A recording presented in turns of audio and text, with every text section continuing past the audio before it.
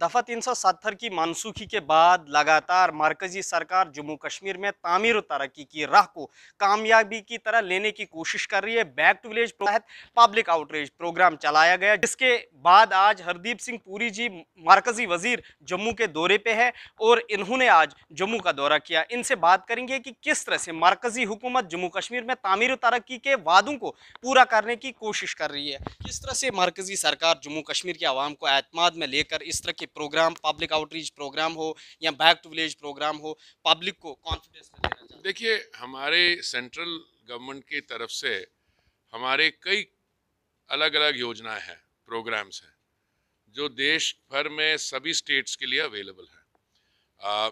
मेरे मंत्रालय में क्या आती हैं वो उसके बारे में बता दूं। मेरे मंत्रालय में जो housing and urban affairs ministry है, वहाँ पे हम स्वच्छ भारत मिशन, स्वच्छता का जो अभियान है शहरी क्षेत्र के लिए, उसको इम्प्लीमेंट करते हैं। प्रधानमंत्री आवास योजना है शहरी, उसको इम्प्लीमेंट करते हैं। हम स्मार्ट सिटी प्रोग्राम को इम्प्लीमेंट करते हैं। हम पहले हृदय को किया करते थे, वो टूरिज्म मिनिस्ट्री में चली गई है। तो ऐसे कई हमारे कार्य। पेट्रोलियम और नेचुरल गैस मंत्रालय की तरफ से हम जैसे गैस पाइपलाइन की बात है, इस समय 19,000 किलोमीटर, उसको हम 35,000 ले जाना चाहते हैं, और हमारे कई कार्यक्रम है। तो हम जम्मू एंड कश्मीर के लिए और देश के बाकी सबके लिए कहते हैं कि आप इन योजनाओं का, इन प्रोग्राम्स का फ़ायदा उठाइए। जहाँ पे अभी प्रोविजंस हैं, जैसे प्रधानमंत्री आवास योजना में मान लीजिए मैं उदाहरण के बारे बोल रहा हूँ, अगर 70,000 का टारगेट है और 50-55 हुए तो बाकी 15 भी आप करवाइए। मान लीजिए किसी एरिया में आपको लगता है आपको और सहायता चाहिए, तो मंत्रियों का यहाँ आने का फायदा ये होता है कि आपस में मिलकर बात होके समस्या समझ भी आ जाती है और हम उस पर एकदम एक्शन भी ले पाते हैं। समस्या और है, तामीर और तरक्की के बावजूद कुछ सियासी मसाइल भी जम्मू कश्मीर में, हालात पुरतनाव है, हालात वो बेहतर नहीं हुए हैं जिस तरह से कहा जा रहा है। किस तरह से आप आश्वासन देंगे जम्मू कश्मीर के आवाम को, खासकर वादी कश्मीर के आवाम को, कि पुरअमन हालात हुआ? देखिए, मैं एक पहली बात तो ये कहना चाहता हूँ कि यहाँ पे विकास की गति जो है वो थोड़ी रुकी रही है, अब उसको आगे बढ़ाना है। ठीक है, इसमें सेंट्रल गवर्नमेंट की तरफ से मैं आपको ये विश्वास दिलाना चाहता हूँ, आश्वासन देता हूँ, हम जम्मू एंड कश्मीर की इकोनॉमिक डेवलपमेंट में पूरी कमिटमेंट है हमारी। ठीक है, और इस कमिटमेंट का मतलब यह है नॉर्मलसी यहाँ आना, यहाँ पे इकोनॉमिक एक्टिविटी बढ़ना, लोगों को इकोनॉमिक एक्टिविटी का बेनिफिट मिलना। और मैं अब अपने मंत्रालय के लिए कह सकता हूँ, अभी आपसे चर्चा करने से पहले एक पत्रकार ने मुझसे पूछा कि यहाँ गैस पाइपलाइन कब आएगी, तो मैंने कहा मैं आंकड़ा पता करता हूँ।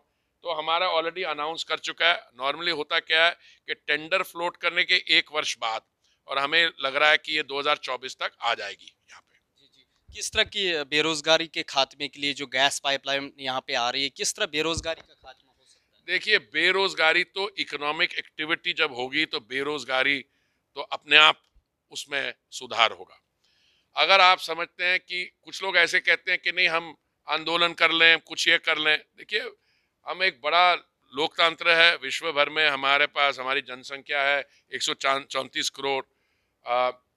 अगर हम डेवलपमेंट पे कंसंट्रेट करें, डेवलपमेंट में कंसंट्रेशन का मेरा मतलब क्या है, जो यहाँ पे डेवलपमेंट प्रोजेक्ट्स हैं, अब मैं आपको आंकड़े दे सकता हूँ। जब हम प्रधानमंत्री आवास योजना में 100 घर बनाते हैं, कितना सीमेंट लगता है, कितना स्टील लगता है, कितने लोगों को रोजगार मिलता है, वो तो हर एक चीज में डिपेंड करता है।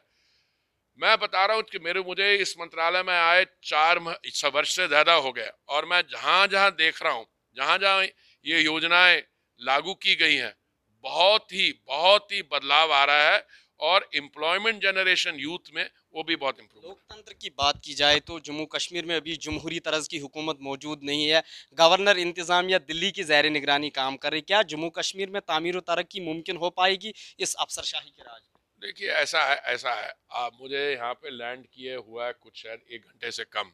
आप मेरे से पॉलिटिकल सवाल स्टेट का कर रहे हैं, जिस इस चर्चा में आपको जानकारी 100% है और मैं आपको कुछ बोल दूं, आप टेलीविजन कैमरा पे उसको लगा चला दें, तो इसलिए मैं समझता हूं कि मेरे जो मंत्रालय का काम है, मैं सिर्फ आपको एक पॉलिटिकल मैसेज देना चाहता हूं। ये बहुत बढ़िया मौका है कि आपको मोदी जी की सरकार जो स्टेट को और यहाँ के लोगों का भला है, वो आर्थिक विकास के द्वारा उसको सुधारने का मैं आपको निमंत्रण करता हूं। प्रधानमंत्री जी के बिहाफ उसका फायदा उठाइए और स्टेट का भला कीजिए। और ये जो लोग इधर उधर बच्चों का और हमारे युवाओं का दिमाग इधर उधर लगाने की कोशिश करते हैं, इनकी बातों में ना आया जाए तो अच्छा है। इनके बारे में मैं जानकारी रखता हूँ।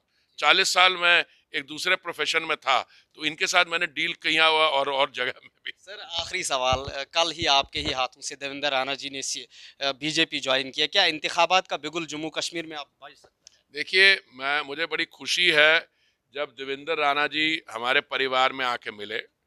मैं उनको बहुत सालों से जानता हूँ। उनके जो भाई साहब हैं डॉक्टर जितेंद्र सिंह जी, वो मेरे मित्र हैं, मेरे कोलीग हैं। तो मुझे बड़ी खुशी हुई कि वो आए और मैं यही मैसेज देना चाहता हूँ आपको। हमने उनका स्वागत किया और भी जो लोग हमसे मिलने आएंगे उनका भी स्वागत करेंगे। बहुत बहुत शुक्रिया सर। ये थे हमारे साथ मरकजी वजीर हरदीप सिंह पुरी जी, जिन्होंने कहा कि जम्मू कश्मीर में तामीर व तरक्की कर रही है और जम्मू कश्मीर तामीर व तरक्की पर गामजन है। ईटी भारत उर्दू के लिए जम्मू से मैं मोहम्मद अशरफ।